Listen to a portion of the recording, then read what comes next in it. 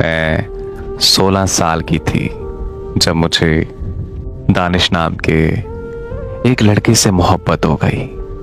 मैंने अपने घर वालों से कहा कि मुझे दानिश से शादी करनी है, लेकिन मेरे घर वालों ने साफ साफ इनकार कर दिया, क्योंकि शादी के लिए मेरी उम्र बहुत कम थी और वैसे भी मेरे घर वाले दानिश को सख्त नापसंद करते थे।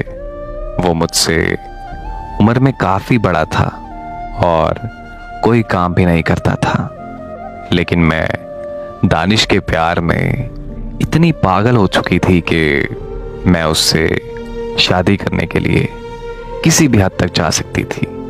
इसीलिए मैंने घर से भागकर उससे शादी करने का फैसला कर लिया।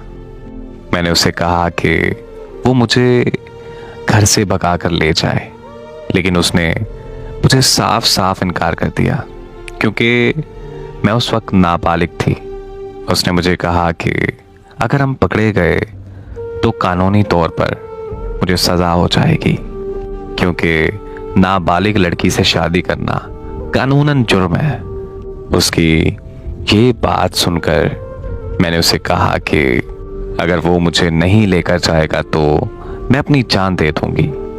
ये सुनकर वो मेरे साथ भागकर शादी करने के लिए तैयार हो गया और फिर एक दिन हम दोनों भागकर वहाँ से बहुत दूर इस्लामाबाद आ गए। इस्लामाबाद आकर हम दोनों ने निकाह किया और हम दोनों एक घर में रहने लगे।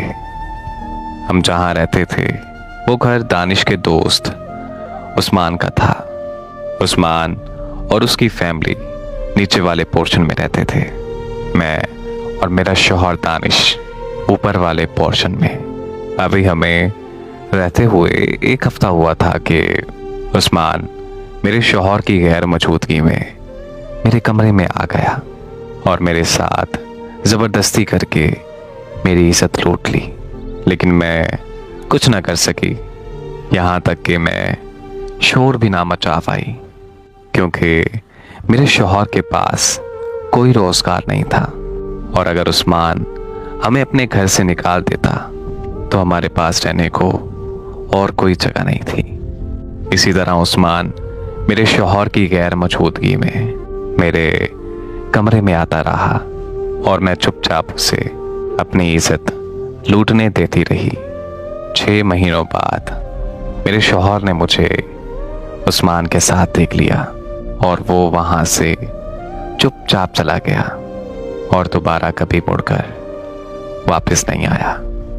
मैंने दानिश को ढूंढने की बहुत ज़्यादा कोशिश की, लेकिन वो मुझे कहीं नहीं मिला। मौत के अलावा मेरे पास कोई और रास्ता नहीं बचा था, मगर मुझ में इतनी भी हिम्मत नहीं थी कि मैं खुद की जान ले सकूं। बस फिर मैं चुपचाप वहीं रहने लगी। जब उस्मान का दिल करता वो मेरे कमरे में आ जाता और अक्सर अपने दोस्तों को भी भेज देता था। और एक दिन उस्मान की बीवी ने हमें एक साथ देख लिया। उस दिन उन्होंने मुझे अपने घर से निकाल दिया। फिर एक मसीहा मिला जो मुझे सीधा कोठे पर ले आया और आज 10 साल गुजर चुके हैं। ये कोठा ही मेरी जान पहचान है। आज मेरे पास काश के अलावा कुछ भी बाकी नहीं। काश मैं अपने खानदान की इज्जत खाक में ना मिलाती। काश मैं अपने शौहर से बेवफाई ना करती, तो आज मेरी जिंदगी भी नॉर्मल लड़कियों की तरह होती। मेरा अपना घर होता, मेरा शौहर होता, मेरे बच्चे होते और मेरे माँ बाप, मेरे बहन भाई मुझसे मिलने आते। लेकिन मैंने अपने ही हाथों अपनी जिंदगी को जहन्नम बना दिया।